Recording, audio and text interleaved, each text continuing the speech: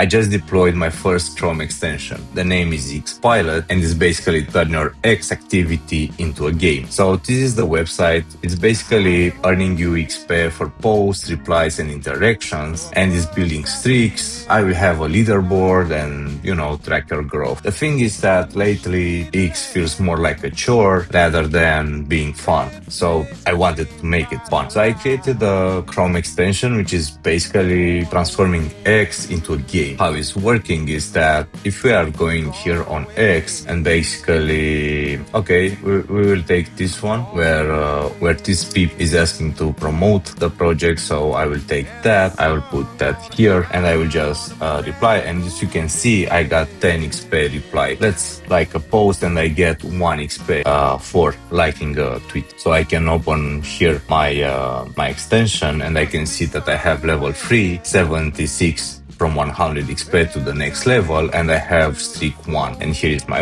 username and stuff. For now it's only the version 0.1, so it's pretty much beta and there is nothing much to work with, or it's just building the streak and getting you familiar with the way the extension works. So you can go to the xpilot.so, click on add to Chrome, and you will be redirected to the Chrome web store where you can add it to Chrome.